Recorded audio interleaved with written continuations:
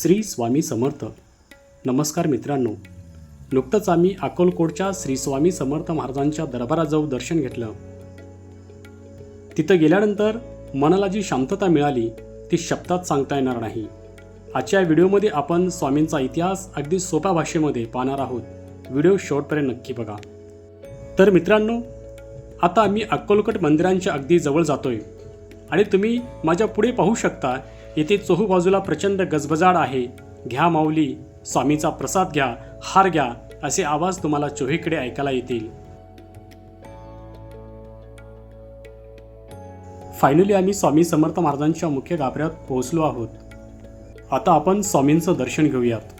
मित्रांनो, आपण स्वामींचं दर्शन घेतलेलं आहे आणि स्वामींची ती मूर्ती आणि त्यांचे ते तेजस्वी डोळे पाहिले की माणसांची डोळे भरून येतात आणि शब्द खरोखर अपुरे पडतात.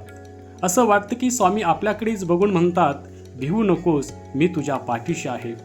आयुष्यातील सगळी चिंता, सगळा ताण या चरणाशी आल्यावर एका सेकंदात नाहीसा होतो.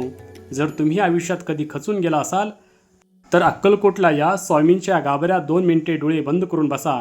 तुम्हाला तुमच्या सर्व प्रश्नाची उत्तरे इथे मिळतील. आपणही स्वामीच्या चरणी नतमस्तक होऊया आणि मनोभावे प्रार्थना करूया. बोला श्री स्वामी समर्थ. मित्रांनो, या मंदिराचे मुख्य आकर्षण म्हणजे हा पवित्र वटवृक्ष.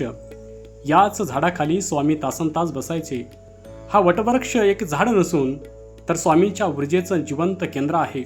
असे म्हणतात की स्वामी या झाडांच्या पानाशी आणि पक्ष्याशी सुद्धा संवाद साधायचे. तर मित्रांनो, 1856च्या सुमारास श्री स्वामी समर्थ महाराज पहिल्यांदा अक्कलकोटमध्ये आले. तेव्हा थेट ते खंडोबांच्या मंदिरामध्ये गेले आणि तिथे ते एका लहान लेकरासारखे, बालासारखे खेळत बसले होते. ते भगवान दत्तात्रेयांचे 3रे अवतार मानले जातात. त्यांनी अक्कलकोटमध्ये तब्बल 22 वर्ष वास्तव केले. या काळात त्यांनी जात पात धर्म न मानता प्रत्येकाला मायेची सावली दिली आणि 1878 त्यांनी याच वटवृक्षाखाली महासमाधी घेतली. पण आजही स्वामी येथे आहेत आणि आपल्या भक्ताच्या पाठीशी उभे आहेत, अशी प्रत्येक भक्ताची आज श्रद्धा आहे.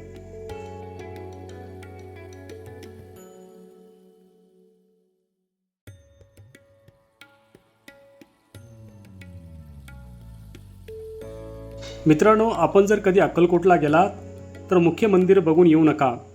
तिथे स्वामींनी वापरलेले मूळ लाकडी पलंग आहे, त्यांचे कपडे आहेत, त्यांच्या पादुका आहेत आणि ते जे पाणी पिण्यासाठी तांब्या वापरायचे तो तांब्यासुद्धा आज सुरक्षित आहे.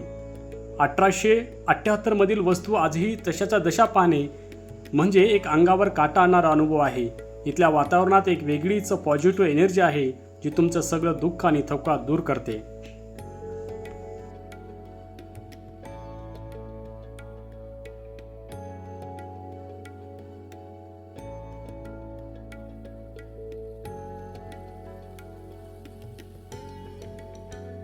अक्कलकोटला आल्यावर स्वामीच्या महाप्रसादाशिवाय तुमची यात्रा अपूर्ण आहे. त्यामुळे इथं आल्यावर महाप्रसाद घेतल्याशिवाय जाऊ नका.